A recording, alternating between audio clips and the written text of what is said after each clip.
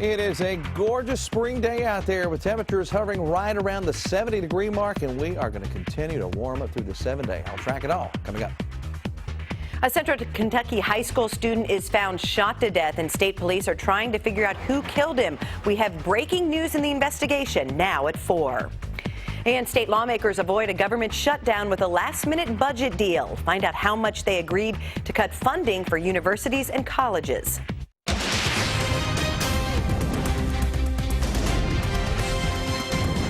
WKYT News starts now with breaking news. Within the past few minutes, we have learned state police have a potential suspect in the murder of a Central Kentucky teenager. 17-year-old Tristan Cole's body was found last night in rural Mercer County, west of Harrodsburg. State police say he'd been shot to death. WKYT's Victor Puente talked to the boy's father and is tracking the investigation. When that 17-year-old didn't make it to school yesterday, his family started looking for him. But it was a neighbor who called police when his body was found. Kentucky State Police say 17-year-old Tristan Cole was found in this field just off of Deep Creek Road last night around 9 o'clock. A neighbor says another man who lives on that road noticed Cole's truck had been parked there for at least a day and went to check it out. He says that's when he found Cole's body. Police say he had been shot. The Mercer County Sheriff's Office and state police are doing the investigation. They say so far there have been no arrests, and they're asking anyone with information about how Tristan died to call them. His father came to that field earlier today. He told us he didn't want his face on camera, but he did talk about his son. He said Tristan's grandmother had played a big part in raising him. He also said their family can't imagine why anyone would do this. But for this to happen and shoot him in the back and leave him laying like that, it just isn't right. And I hope they find him. And they better hope I do not find him. Tristan's aunt told me his grandmother was too upset to talk about this. She said he had been a sweet, quiet boy, and this had been a shock to all of them. In Mercer County, Victor Puente, WKYT. Cole's body was taken to the state medical examiner's office, and an autopsy was finished earlier today. Again, police have told us they have a potential suspect in this murder. We'll have the latest on the investigation on WKYT News at 5. Well, it is a beautiful spring day here in the Bluegrass. Here's a live look at one of our drop cams in downtown Lexington, where it's a great afternoon to be outside. It's sunny and pushing 70 right now. So how long will this nice weather last? WKYT meteorologist Jim Caldwell has a first look at the forecast. Jim? It looks like it's going to stick around for a while. Finally, it's found its place here in Kentucky, and we're going to be talking about gorgeous weather from this point well into next week. As Jennifer mentioned, it is gorgeous out there. Look at all the blue skies. We're actually pointed toward the south, though, where there's a little cloud cover showing up across extreme southern sections of Kentucky. And some of the high, thin clouds are blowing off and running more toward the north. So you can see some of that right there. So it's not a thick cloud deck that we are seeing, but we are seeing more clouds in the southern skies. 69 degrees right now in Lexington and very dry. 33% your humidity. And winds get a little gusty from time to time. There you see some of the clouds, at least the thicker bands of them across southern sections of the Commonwealth, where we're still holding on to the low 70s in those areas. Somerset, Monticello, all coming in 71, 72 degrees. Just fantastic out there anywhere you go. But it'll be in that zone, too, that we could track the possibility of an isolated shower or two as we go through the rest of the evening. Very small chances. Most of you have plenty of time to enjoy whatever it is you enjoy on a day like today. We will track the very nice weather throughout the 7-day coming up for you in just a little bit. In our other top stories at 4, a man accused of killing a Richmond police officer appeared in court this morning. Police say Raleigh Sizemore shot and killed Officer Daniel Ellis last November. A judge set another hearing for May 20th. That's when a trial date will be set for Sizemore. Sizemore was taken to court under heavy security. There were 7 additional bailiffs for him, and he wore a stun belt that could be used to shock him if necessary. After weeks of debate, lawmakers have agreed on a state budget. Senate President Robert Stivers and House Speaker Greg Stumbo announced the deal just before 3 this morning. There had been disagreements over Cole severance funds, how much money to put into the state's pension program, and cuts to higher education. Both sides agreed to a 4.5% cut to universities and colleges. They seemed pleased with the budget, but Governor Matt Bevin could still veto parts of it. I'm not recommending him to line item or not line item. That's his job. That's the executive branch function that he is guaranteed by the Constitution. Well, I think I agree it's the governor's prerogative, but these were pretty widely separated documents, pretty widely separated views philosophically. And by being able to merge them together, as the governor asked us to do, staying up here, and I think that was a good ask on his part. This morning, Governor Bevin released a statement thanking lawmakers and saying, in his words, "We look forward to reviewing the details of the compromise and its final passage." In Clark County, firefighters from 2 departments were needed to put out a house fire.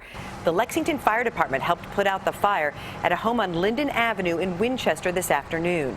No one was hurt, but a neighbor tells us he had to rush inside to save someone in a wheelchair. The fire destroyed the front of the home. The cause is under investigation. Our reporters are working on a number of other stories for WKYT starting at 4:30. Sam Dick joins us from the newsroom with a look at some of the news in progress. Good afternoon, Sam. Good afternoon, Jennifer. A man has admitted to killing a 13-month-old boy. Joseph Adams entered a guilty plea during a hearing in Boyle County this afternoon. Police say the child suffered extensive trauma while in Adams' care back in 2014. Prosecutors were planning to seek the death penalty. We'll tell you about the recommended sentence that came with the plea on WKYT News at 4:30. Police have charged a man with murder after a hit-and-run crash. Investigators in Whitley County say Adam Childress was driving down US 25 when his car jumped the curb, hitting and killing Richard Perkins. Perkins was walking his dog at the time. The Whitley County coroner says Perkins was well known around town. He was on the sidewalk. He was walking his dog, which was not uncommon. Richard would walk town often, walking his dogs. Very nice gentleman. Police say Childress took off but crashed nearby. He is charged with murder, DUI, and leaving the scene of an accident. We're digging into his criminal history coming up on WKYT News at 5 and 6. University of Kentucky has proposed making a temporary closure to Rose Street permanent. The stretch between Columbia and Hewlett has been closed for the last year during construction on the new academic science building. The city has denied similar requests from UK in the past. We talked to people who frequently use that area about the closure on WKYT News at 5:30. That's a look at some of the news in progress. Jennifer, back to you. Thank you, Sam. Now to some stories making headlines across the nation at 4. A Democratic debate tonight in New York, just days before the state's presidential primary. Presidential candidates Hillary Clinton and Bernie Sanders will debate at the Brooklyn Navy Yard. Excuse me. Polls show Clinton leading Sanders by as much as 10 points in New York. Both have deep roots in the state. Clinton was a New York senator for 8 years and still lives there. Sanders was born and raised in Brooklyn. Authorities in Florida have decided to drop charges against Donald Trump's campaign manager, saying there wasn't enough evidence to convict him of attacking a reporter at a rally last month. Police had charged Corey Lewandowski with battery after video showed him grabbing a reporter at a campaign rally.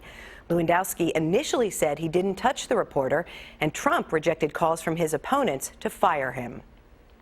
The White House has issued a formal protest over several Russian flyovers in the Baltic Sea. Officials say the incident appears to be a violation of an agreement that goes back decades. But were the aerial maneuvers truly dangerous? As Scott McLean shows us, the Kremlin has a much different view. He is on the deck. If an American warship were under attack, this is what it would look like, according to the U.S. Unarmed Russian jets buzzing a U.S. Navy destroyer in the Baltic Sea this week, at one point coming within 30 feet of the ship. Too aggressive and far too close, say U.S. officials. But Russia is defending the move. A Kremlin defense spokesman told state media the flypast was part of a pre-scheduled training flight and that the jets avoided the ship safely and within the law, even saying he does not understand the reason for such a painful reaction of our American colleagues. The White House was not impressed, saying it's a violation of an agreement that goes back to the Cold War. Obviously, the incident is inconsistent with the professional norms of militaries that are operating in proximity to each other in international waters and airspace. It's not the first time Russia has gotten too close. And in recent weeks, the U.S. has sent more military resources to Europe to deter possible Russian intervention. During an annual public Q&A session in Russia, Vladimir Putin made no mention of the Baltic incident. He did describe the Panama Papers leak as a U.S. plot to destabilize Russia, but in another moment praised President Obama for admitting mistakes in Libya. This affirms that the acting president of the United States is a good man. The White House says it is formally protesting the incident directly with Russia through military channels in Moscow. In Washington, I'm Scott McLean. Earlier this month, Russia said its warplanes respected all safety rules when they buzzed the destroyer. You have a few extra days to file your taxes this year because of a holiday celebrated here in Washington, D.C. I'm Craig Boswell. I'll tell you all about it coming up.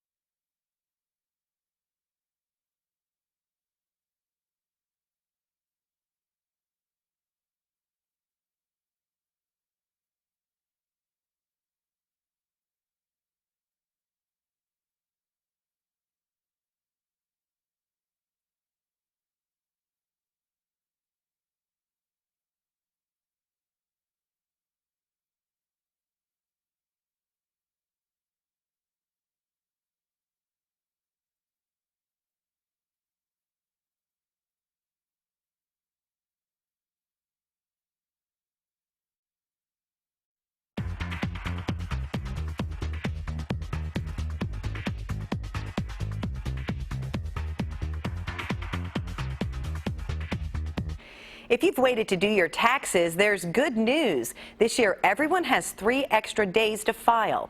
As Craig Boswell shows us, it's because of an annual holiday celebrated in Washington, D.C. Marching bands and parades are part of the celebration of Emancipation Day every April 16th in Washington, D.C. On that day in 1862, President Abraham Lincoln signed the act freeing more than 3,000 slaves in the district. The D.C. government shuts down on the holiday, but this year it falls on a Saturday, so it will be observed on Friday, April 15th, Tax Day, and that changes the tax filing deadline for everyone across the country to April 18th. Music to the ears of tax filers like Brahmi Pulagasingham, who's letting block advisors do her taxes this year. I mean, I think it's great. For a procrastinator like myself, having 3 extra days is always a bonus. Are you a procrastinator? I am. Sharon Thomas was also glad to hear about the extra time. For those who are sort of under the gun, I guess those few extra days can mean a lot. It's estimated 1 in 3 Americans wait until April to file their taxes. This year's extra time is good news not just for taxpayers, but accountants as well. Do you get any sleep this time of year? Absolutely not. It's tax season. Shella Banks with Block Advisors advises people to use the extra time wisely. Don't wait. Don't wait. Come on in. We're here. Thousands of tax preparers are open around the clock this time of year. Some are even available until midnight on the 18th for those who do wait until the last minute. Craig Boswell, CBS News, Washington. People in Maine and Massachusetts have even longer. They don't have to file until the 19th because Patriots Day, a holiday celebrated in New England, falls on Monday. I'm Deanne Stevens out and about at Keeneland today with the world-famous milliner Christine Moore. Is a hatinator, a fascinator, or a hat? We'll get the answers when we return here on WKYT.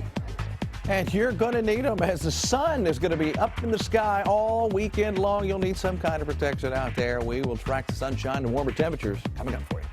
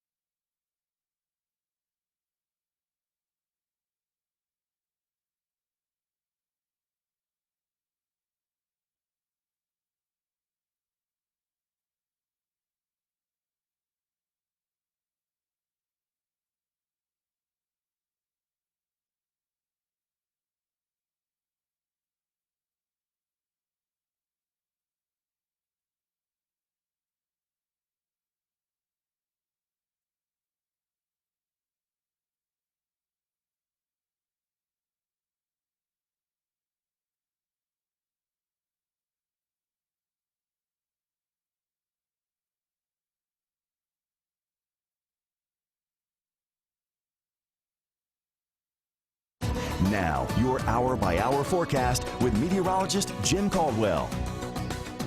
It's been all about the sunshine and those warm temperatures out there today. A very comfortable run in the weather department. It's already started, and it's just going to carry over as we head into next week as well. A lot of warm conditions coming at us. We've got them out there right now, too. Some of these locations in the upper 60s and low 70s. Jackson, all the way up to 73 degrees now. And you can see as we get into southern Kentucky, though, more in the way of cloud covers. You get closer to the Kentucky-Tennessee state line, like London here, and you're seeing cloud cover. We can see those clouds off in the distance from Lexington. Some of the high, thin ones are kind of just blowing off and making a run toward the north. Eventually, it'll all thin out, and we'll be in very good shape overnight with clear skies. Right now, it is generally clear over most of Kentucky. Lexington to Moorhead to Ashland, back toward Louisville, but you go down I-75, and that's where we run into those clouds. And within this little batch of cloud cover that we are tracking, you could very well run into a stray shower. As a matter of fact, trying its best to pop one up, or at least showing a little more moisture in sections of Bell County right now. So that is a possibility as we go through the rest of the evening here, that particular zone between now and about 11 o'clock could see a very small rain chance. And this is not covering everybody up. All this is showing you is a stray shower could happen in this general area. Very, very small chance. So just keep that in mind. Watch with hour by hour, and you see how small I'm talking about. Very small coverage. Not a big deal, not even very heavy at all either. We head through the overnight, get past midnight, and that's when we start to lose those rain chances. Into the early morning tomorrow, we're in the upper 40s, low 50s to start your morning. And then tomorrow, daytime highs are right back into the upper 60s and low 70s throughout the entire area. Now, here's a little catch in the forecast. See some of these clouds showing up just to our west. Those could also maybe house a shower or two, so a small chance of a stray shower possible again tomorrow as we get into the afternoon and evening. Much like today, most of us will stay on the dry side. And then Saturday, it's another fantastic day with those upper 60s and low 70s showing up throughout the entire area. That's basically all we have in our 7-day forecast, too. Look here, we go beyond tomorrow, and you are talking about a good solid dry run at least until Wednesday. That's when we get our small chance of rain into the area with those 70s, but not a bad looking forecast. All right, let's get you up to date on the traffic situation out there right now. A live look at Lexington rush hour traffic and a couple of collisions. The police are working right now. There's one at Claysmill and Hillendale. That has at least one lane of outbound Claysmill blocked. And there's a crash at Tates Creek and Alumni. Police are still on the scene there as well. Right now, Kentucky 32 is shut down in Waco. That is because of a gas line repair. It'll be closed for a couple hours at least. As far as drive times to Nicholasville, 12 to 14 minutes. To Richmond, looking good across the Clays Ferry Bridge. Now back to the studio. Thanks, Officer Don. She's known as the hat maker for the stars. Christine Moore's designs are seen on the red carpet and the runway. And Deanne Stevens is out and about today at Keeneland with that talented designer. Hey, Deanne. Good afternoon, guys. We are here at Keeneland, and 'tis the season to wear a hat or a fascinator or a hatinator. What is hot this year? Well, we brought it to the experts. Christine Moore is with us. What is hot, my dear? Well, what's hot this year is definitely it's saturated color, strong color. So, you know, it's like going with the brights I and, love that you know, pink. like the intense, like this one. This is our new Keeneland combination. It's the green, and that's what we're pushing out, like for Keeneland, like green and blue. Yeah. Right. Okay. Well, we're talking about Keeneland. You can wear a hat to Keeneland any day, and a lot of folks still do that. But now, Derby. Derby. No, it's like this Derby slide, I call it. It's like now to like. When do you start getting those calls on? Oh my gosh, I need a hat, Really Christine? in January, like really January 1st it starts. Like they have their Christmas money and they want to get their Derby hat, which is great. Like earlier is better. For sure. Yeah. And you look at me like I'm going to kill you, Deanne. Yeah. She brings her 2 dresses in. No, it's all good. It's all good. Let's tell folks about some of the hats that you've made for superstars across the world. Oh yeah, well it's really an interesting thing because it's also usually for Derby I have to educate them as to what the culture is and what the look is, and they always want to do the beach hat or something like floppy, and we're like, no, those little Kentucky women are fashionable, and they'll get you out of town if you're not bad press. They say bad press it's good press, but I'm telling you, not for Derby. No, you got to look good in your hat. Now, listen, you have the opportunity to come meet the world famous Christine Moore, the milliner out of New York. She's going to be here this weekend at Keeneland. Do folks need to get an appointment? Do they just need to stop by? It's always good to get an appointment. However, just stop by and, you just have to go with the flow. But if you come with your dress or a photograph of your dress on your phone, which right. How that goes, and then I'll try to match something up, and if we don't find something here, I can design something. We still have time, believe it or not. Okay, there is still time to get your Derby hat. Come on out and see Christine Moore at Keeneland this weekend. I'm Deanne Stevens, out and about, and we're getting ready to decide when we return at 4:50 whether it's a hatinator, a fascinator, or a big floppy hat. Back to you guys. Thanks, Deanne. I think you'd look good in that big pink one. Who, me? Of course, but I want a big floppy one, but that wasn't floppy, Yeah, that's right. That's right. Exactly. Well, millions more cars and trucks might need to be recalled because of Takata airbags. We'll tell you the reason in Better Living. And the way Spam is made is changing. What makers are doing to try to make it more appealing next on WKYT News at 4.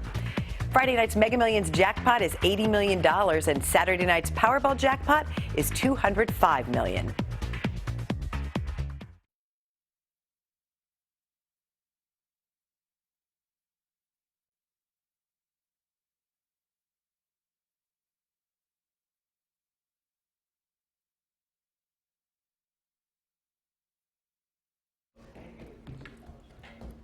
Yes, testing 1, 2, 3, 4, 5. I just glanced up. 1, 2, 3, 4, 5, 6, 7, 8, 9, 10. Okay, thanks.